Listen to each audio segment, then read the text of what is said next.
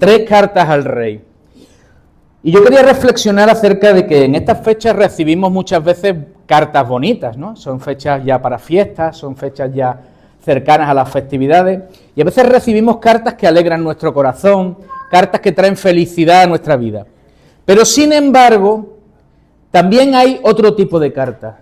Cartas que traen dolor, cartas que parece que traen tinta envenenada, parece que traen dentro cristales rotos que traspasan lo más profundo de nuestro corazón y traspasan lo más profundo de nuestra alma. Yo quiero hablarte hoy de un rey, del rey Ezequías, un rey que recibe en un momento determinado de su vida, en un momento en que se encuentra en una situación compleja, recibe a unos emisarios que le vienen a traer unas cartas. Este rey se llama el rey Ezequías. Para que te puedas posicionar un poco en el contexto, Ezequías vino a reinar sobre el pueblo de Judá. En aquel entonces, cuando él comienza a reinar, ya el pueblo de Israel había estado dividido. Como todos sabéis, o aquellos que conocen la historia del pueblo de Israel, había 10 tribus en el norte llamadas Israel y habría 2 tribus en el sur llamadas Judá.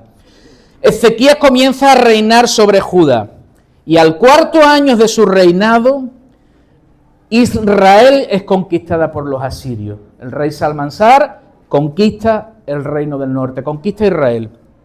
Años más tarde, dice la palabra que en el 14º año de Ezequías, el nuevo rey de Asiria, Senaquerib, viene para conquistar lo que les faltaba, para conquistar Judá. Y Senaquerib envía unos emisarios, envía unos embajadores que le van a traer unas cartas al rey Ezequías. Y yo he querido resumir estas cartas en 3. Yo he querido resumir estas cartas en tres mensajes que le vienen a traer al rey Ezequías. Y quiero que leamos cuál fue la reacción del rey Ezequías ante estos 3 mensajes, ante estas 3 cartas. Porque cuando recibimos cartas que vienen envenenadas, quizás lo importante no es el contenido que hay en la carta, sino cuál es tu reacción ante ellas. Y yo quiero mostrarte cuál fue la reacción del rey Ezequías ante estas cartas envenenadas. Ante estas cartas que lo que traían era intentar apagar su corazón, intentar acabar con él antes de que comenzara la guerra. El enemigo es muy astuto y va a intentar acabar contigo antes de que comiences la batalla. Y va a intentar mermar tu mente, mermar tu corazón y mermar tus ánimos antes de que puedas enfrentar la batalla contra él. Y el rey Ezequías recibe estas 3 cartas. Y quiero invitarte a que abras Segunda de Reyes, capítulo 19, y vamos a leer desde el versículo 14 hasta el versículo 19. Segunda de Reyes, capítulo 19, desde el versículo 14 hasta el versículo 19. ¿Lo tenemos? Dice así: y tomó Ezequías las cartas de las manos de los embajadores, y después que las hubo leído, subió a la casa del Señor, y las extendió Ezequías delante del Señor. Y oró Ezequías delante del Señor, diciendo: Jehová, Dios de Israel, que moras entre los querubines, solo tú eres Dios de todos los reinos de la tierra. Tú hiciste el cielo y la tierra. Inclina, oh Señor, tu oído y oye. Abre, oh Señor, tus ojos. Y mira y oye las palabras de Senaquerib, que ha enviado a blasfemar al Dios viviente. Es verdad, oh Señor, que los reyes de Asiria han destruido las naciones y sus tierras, y que echaron al fuego a sus dioses, por cuanto ellos no eran dioses, sino obra de mano de hombres, de madera o piedra, y por eso los destruyeron. Ahora pues, oh Señor Dios nuestro, sálvanos, te ruego, de su mano, para que sepan todos los reinos de la tierra que solo tú, Señor, eres Dios. La reacción del rey Ezequías ante estas 3 cartas, ante estos 3 mensajes que hoy los vamos a resumir en 3, fue, y dice la palabra del Señor, que subió a la casa del Señor, extendió las cartas y oró. Ezequías cogió las cartas y dijo: Señor, las voy a poner en tus manos. Lo que aquí está contenido, Señor, solo es para declarar que tú no eres Dios. Y yo declaro aquí y ahora que tú eres el Rey de Reyes y el Señor de Señores. Y en esta mañana quiero que descubramos cada uno de estos 3 mensajes juntos. Que vayamos uno por uno. Porque este mensaje no solo fue para destruir la moral de Ezequías, sino que no deja de ser el mismo argumento, la misma astucia y las mismas herramientas que el enemigo usa para intentar destruirte a ti. Y vamos a ver la primera de las cartas. Y la primera de las cartas yo la llamé la carta de la duda. La carta de la duda. Y quiero que abras conmigo lo que en esta carta viene a decir. El mensaje que Sennacherib envió al rey Ezequías. Segunda de Reyes, capítulo 19, versículo 10. He aquí el primer mensaje. Segunda de Reyes 19:10. No te engañe tu Dios en quien tú confías, diciendo: Jerusalén no será entregada en mano del rey de Asiria. ¿Quiere que te lo resuma en otras palabras? En unas palabras más comunes para ti y para mí. Lo que Sennacherib le estaba diciendo a Ezequías es: ¿de verdad confías que Dios te va a ayudar? Quiso sembrar la duda en Ezequías. ¿De verdad confías que Dios te va a ayudar? Y es que muchas veces lo podemos proclamar de palabra para afuera, muchas veces lo cantamos aquí, pero ¿cuántas veces la duda ataca nuestro corazón? Cuando vienen los momentos difíciles, cuando viene la economía que no llega, cuando viene la enfermedad que no para, cuando vienen los problemas con hijos, cuando vienen las dificultades, las tribulaciones, las pruebas, todos y cada uno de los que aquí estamos en un proceso. Estamos en una de esas pruebas.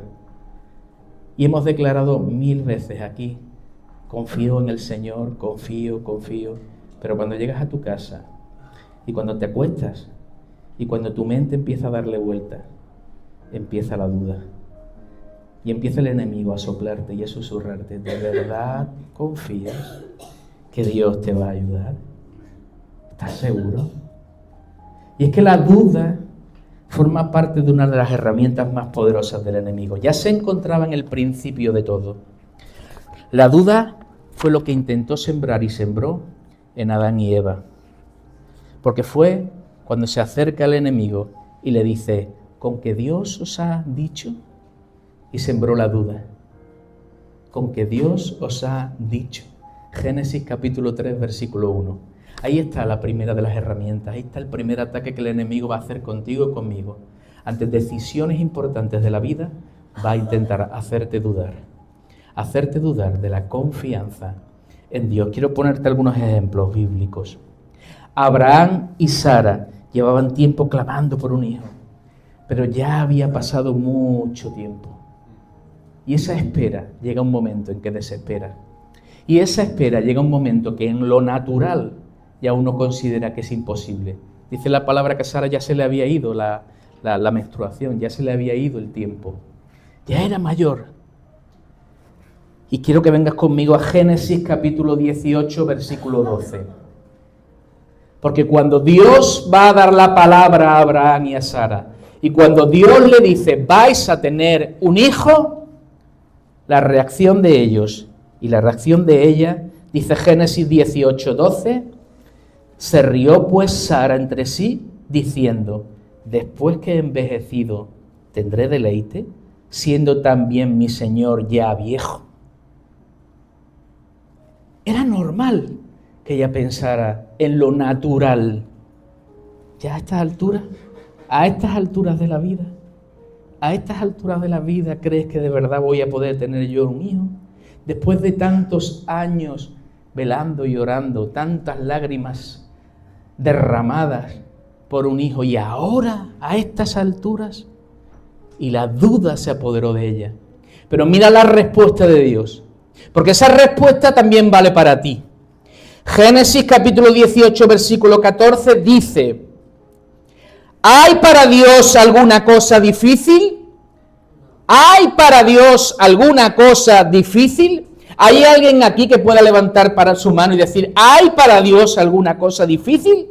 ¿Alguien que considere que Dios no es todopoderoso? ¿Que Dios no está por encima de lo natural? ¿Que los milagros no existen? ¿Que Dios no puede hacer lo imposible posible? Que en la situación en la que tú te encuentras y en la que en lo natural tú no ves ya salida, Dios dice: ¿hay para Dios algo difícil? Hay otro momento, Moisés recibe un llamado de Dios. Moisés le va a dar un propósito a su vida. Dios le va a dar a Moisés un propósito a su vida. Y en Éxodo capítulo 3, versículo 11, dice así: entonces Moisés respondió a Dios: ¿quién soy yo para que vaya a Faraón y saque de Egipto a los hijos de Israel? Moisés vio su incapacidad. La duda se apoderó de su corazón. Aquí hay personas que tienen un potencial en Dios increíble, pero se consideran incapaces de poder llevarlo a cabo. Ellos mismos se limitan, porque la duda se apodera de su corazón, porque ven sus limitaciones, pero no ven al Dios de los imposibles, no ven al Dios que llama, no ven al Dios que capacita, de una forma sobrenatural. Porque la respuesta de Dios a Moisés ante su duda fue Éxodo capítulo 3, versículo 12. Y él respondió: ve, porque yo estaré contigo. Ve, porque yo estaré contigo. Y esto te será por señal de que yo te he enviado. Cuando hayas sacado de Egipto el pueblo, serviréis a Dios sobre este monte. Cuando la duda se apodera de tu corazón ante una situación en la cual tú ya no ves salida, tú ya no ves solución, tú ya no ves que en lo natural puede ocurrir algo, Dios te dice dos cosas. Primera, ¿hay para Dios algo imposible? ¿Hay para Dios algo difícil? Segundo, ve, porque yo estaré contigo. Cuando la duda se apodera de tu corazón y el enemigo te va a decir: ¿de verdad confías que Dios te va a ayudar? Respóndele: ¿hay para Dios algo difícil? Sí, me va a ayudar porque Dios está conmigo. Porque su palabra sí lo dice. Y su palabra es sí y amén. Hay otro momento, y este pasaje lo conoces muy bien. Pedro está en una barca, Jesús viene en las aguas y Pedro se lanza, pero empieza a mirar sus circunstancias, empieza a ver lo imposible de la situación en lo natural y dice la palabra que comienza a hundirse. Mateo capítulo 14, versículos del 28 al 31. Entonces le respondió Pedro y dijo: Señor, si eres tú, manda que yo vaya a ti sobre las aguas. Y él dijo: ven. Y descendiendo Pedro de la barca andaba sobre las aguas para ir a Jesús. Pero al ver el fuerte viento, tuvo miedo. Y comenzando a hundirse dio voces diciendo: Señor, sálvame. Al momento Jesús extendió la mano, asió de él y le dijo: ¿te sabes estas palabras? Hombre de poca fe, ¿por qué dudaste? ¿Por qué dudaste? ¿Hay para Dios algo imposible? Señor, es que llevo tantos años con esta enfermedad y ya a estas alturas, ¿hay para Dios algo imposible? En un segundo, Dios puede transformar tu vida. En un segundo, esa enfermedad puede desaparecer. En un segundo, esa ruina económica puede desaparecer. En un segundo, esa situación que te atribula, que te roba el sueño, puede cambiar. ¿Hay para Dios algo difícil? Es el Dios de los imposibles. No dejes que la duda se apodere de tu corazón, porque Dios está contigo. ¿De verdad confías que Dios te va a ayudar? Dile al enemigo: sí, porque mi Dios es todopoderoso. Sí, en lo natural no sé cuál es la salida, pero en lo sobrenatural, Dios está por encima de lo natural. Dios es un Dios sobrenatural. Así que cuando a tu vida venga la duda, Isaías 41:10 dice, no temas, porque yo estoy contigo. No desmayes, porque yo soy tu Dios, que te fortalezco, siempre te ayudaré, siempre te sustentaré con la diestra de mi justicia. El primer ataque intentó hacer mella en el corazón de Ezequías. El primer ataque va a intentar hacer mella en tu corazón. Sabes la respuesta. Pero vino un segundo ataque. La segunda carta se llamaba la carta de la desesperanza. La carta de la desesperanza. Y decía la segunda carta, el mensaje que Sennacherib envía al rey Ezequías. Segunda de Reyes, capítulo 19, versículos 11 y 12. He aquí tú has oído lo que han hecho los reyes de Asiria a todas las tierras, destruyéndolas. ¿Y tú escaparás? En otras palabras, no hay esperanza, no hay salida, tú también vas a caer. Esto te lo susurra el enemigo. No hay esperanza, no hay salida. Tu situación no va a cambiar. ¿Qué crees? ¿Que por venir aquí a cantar 4 coritos? Eso te lo susurra. ¿Qué crees? ¿Que porque te pones aquí delante y hablas de Dios, tu vida va a ser un río de rosas? No. Esta situación que lleva tantos años, no va a cambiar. No. Esto ya es hasta que te mueras. Yo he escuchado esas palabras. Esto es hasta que te vayas a la tumba. Cuando el enemigo venga a tu puerta e intente quitarte la esperanza, vuelve a gritarle, no, yo tengo un Dios muy grande. Yo tengo un Dios todopoderoso. Te voy a poner un ejemplo. Cuando los espías llegan a las puertas de la tierra prometida, cuando Dios le había dicho, aquí la tenéis, solo hay que conquistarla. Todos sabéis lo que pasó la primera vez. ¿Qué vieron ellos? 10 de ellos vieron gigantes. ¡Oh! Esto es imposible. Nosotros no somos ni guerreros. Acabamos de salir de la esclavitud. Esto no es posible. Y la desesperanza se apoderó de ellos. No creyeron las palabras de ese Dios todopoderoso que les estaba diciendo, aquí tenéis la tierra prometida, entrad y conquistadla. Dios no les había pedido permiso, Dios no les había preguntado, Dios les había dicho, entrad y conquistadla. Y ellos decidieron, vamos a observarla primero.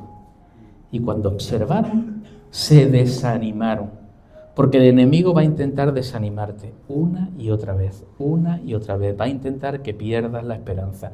Vivimos en un mundo de personas que han perdido la esperanza. No quiero ni decirte el índice de suicidios que hay en el mundo. Porque el mundo ha perdido la esperanza. Números 13:31 dice, mas los varones que subieron con él dijeron, no podemos subir contra aquel pueblo porque es más fuerte que nosotros. ¿Es que acaso Dios no era más fuerte que aquel pueblo? ¿Es que acaso Dios no era el Dios todopoderoso que podía haber hecho un milagro y haber entregado esa tierra en sus manos? Pero era importante que ellos entendieran que Dios estaba con ellos y que no perdieran la esperanza, y la perdieron. Y fruto de esa pérdida de esperanza tuvieron que sufrir 40 años en el desierto. Elías, después de haber sido usado de una manera poderosa por Dios, Primera de Reyes 19:4, y él se fue por el desierto un día de camino, y vino y se sentó debajo de un enebro, y deseando morirse, un hombre usado de una forma sobrenatural, poderosa en las manos de Dios. Y porque a alguien, la reina, quería matarlo, él, deseando morirse, dijo, basta ya, oh Señor, quítame la vida, pues no soy yo mejor que mis padres. ¿Cuál fue el grado de desesperanza al que llega Elías para decir, Señor, quítame la vida? No puedo más. ¿Tú te has visto en esa situación? Personas que están pasando por depresión, que llegan a decir, Señor, ya no puedo más, quítame la vida. Ya no puedo con esto. Ya no puedo con esta situación. Quítame la vida. Pero dice el Señor que nuestra esperanza no está puesta en nuestra situación, que nuestra esperanza no está puesta en nuestra economía, que nuestra esperanza no está puesta en los hombres, que nuestra esperanza está puesta en el Dios Todopoderoso, en el Rey de Reyes, en el Señor de Señores, en el que sabe y conoce cuál es tu situación.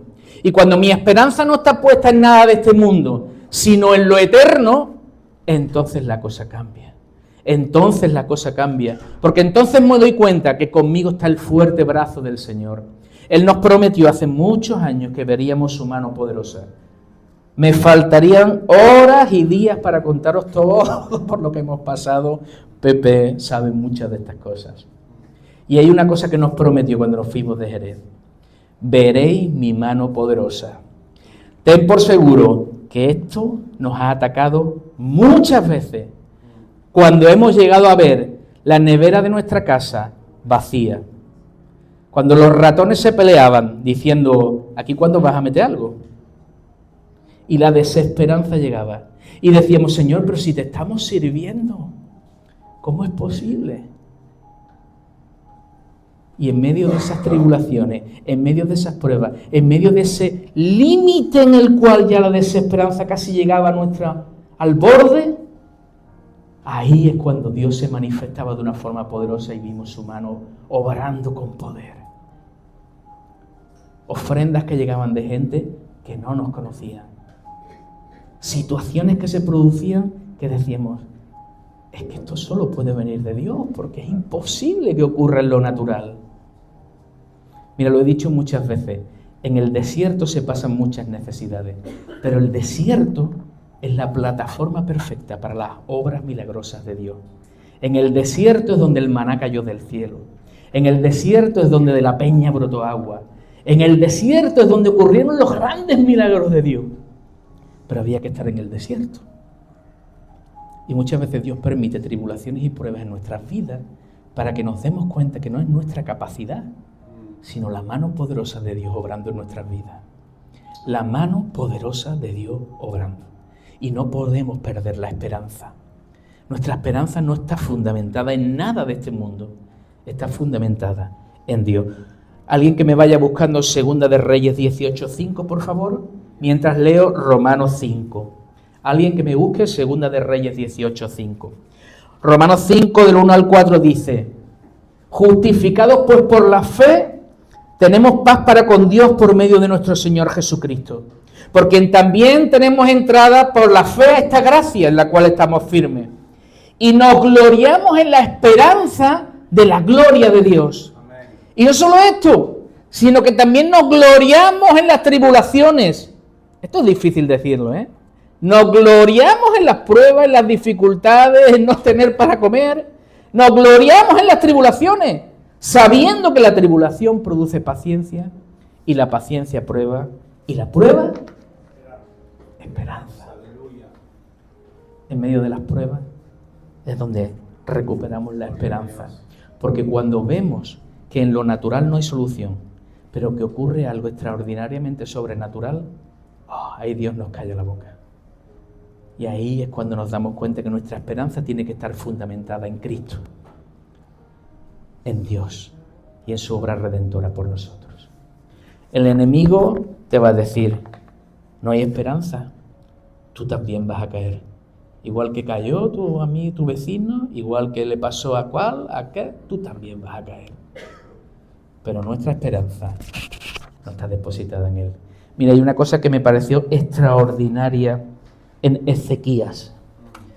Si alguien dice cuál fue el mayor rey de Judá, la mayoría diríamos el rey David, ¿no? Se habla de David mucho. Pero eso no es lo que dice la palabra. La palabra dice que hubo un rey, que no hubo otro rey como él, ni antes ni después. Alguien me lee Segunda de Reyes 18:5 porque te va a dar la clave por la razón por la que Dios dijo eso.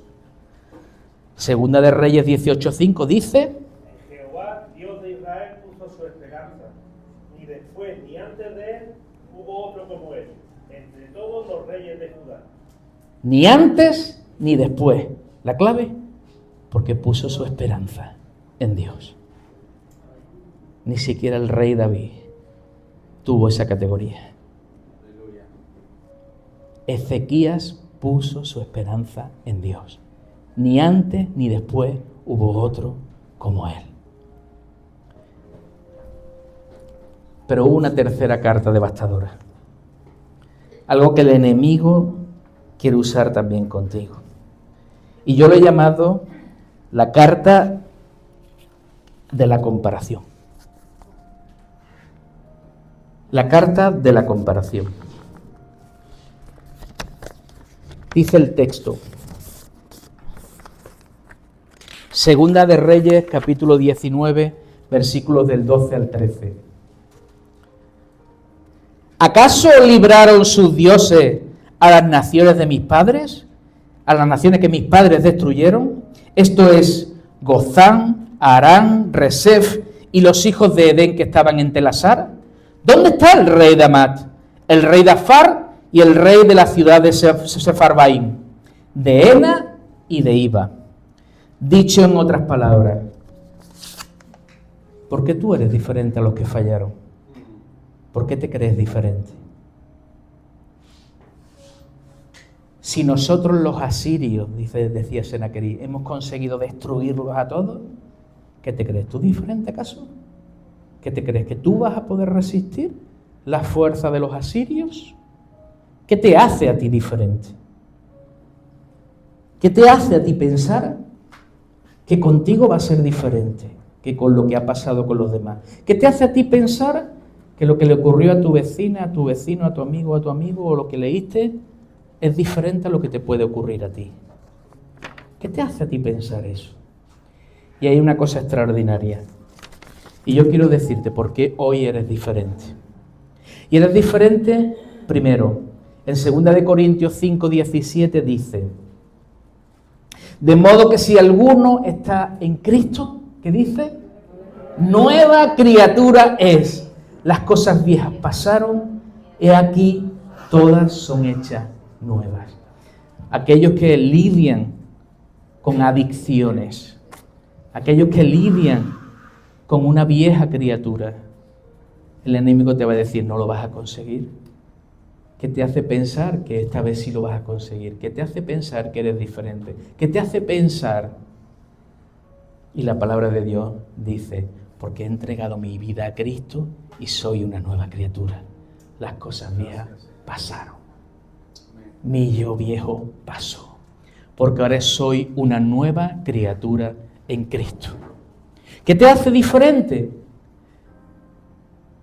Porque tú no eres fruto de la casualidad. Jeremías capítulo 1, versículo 5 dice, antes que te formase en el vientre, te conocí. Y antes que nacieses, te santifiqué. Y te di por profeta a las naciones. Es una palabra de Dios a Jeremías, pero es una palabra de Dios para ti.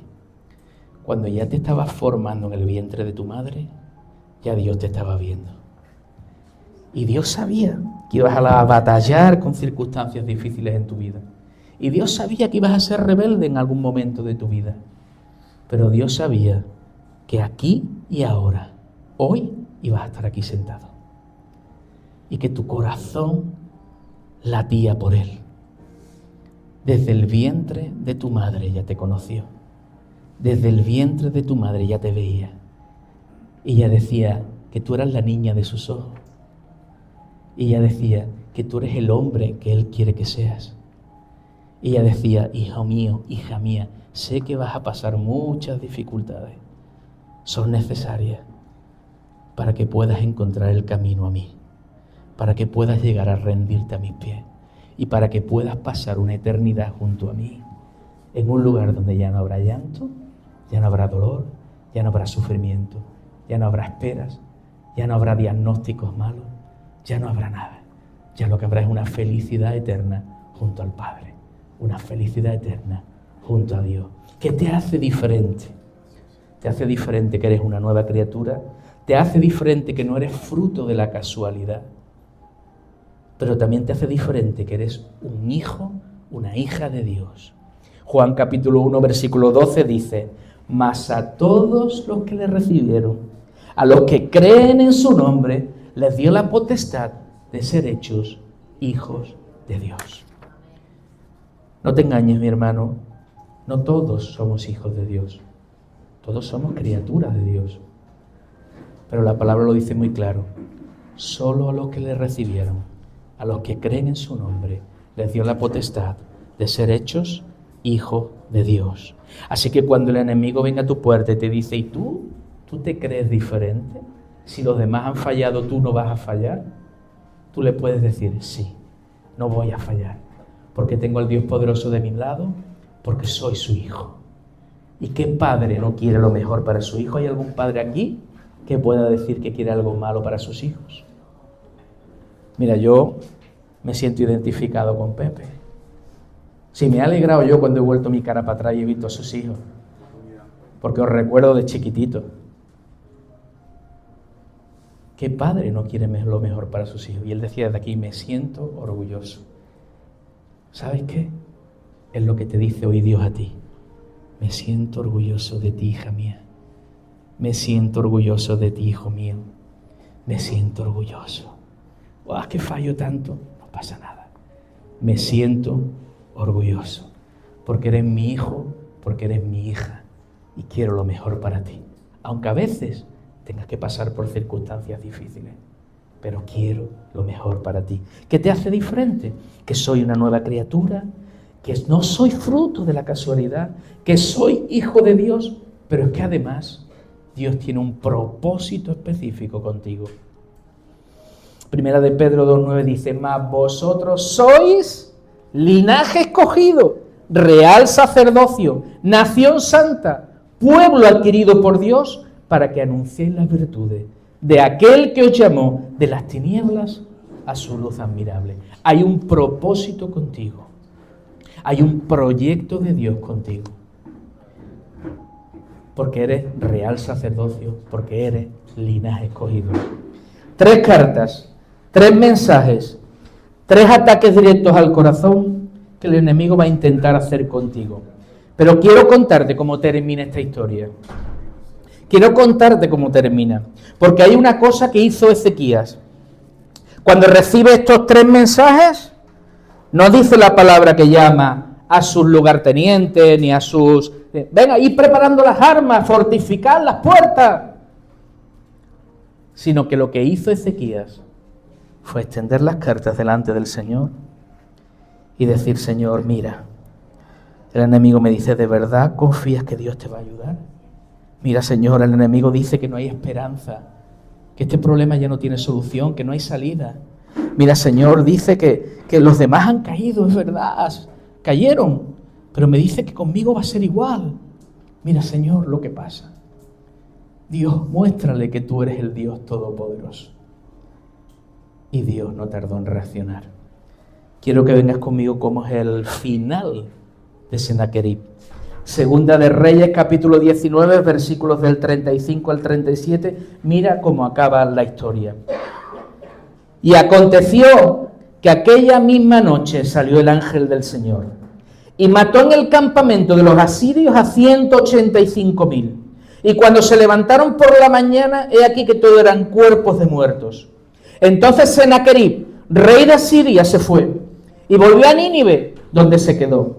Y aconteció que mientras él adoraba en el templo de Nisroch, su dios, Adramelech y Sarecer, sus hijos, lo hirieron a espada y huyeron a la tierra de Ararat, y reinó en su lugar Esar-Hardón, su hijo. Sennacherib se atrevió a enfrentarse no a Ezequías, sino al Dios que estaba apoyando a Ezequías, al Dios que estaba diciéndole: sí, confía en mí, sí, hay esperanza, sí, eres diferente, sí, confía en mí, sí, hay esperanza, sí, eres diferente.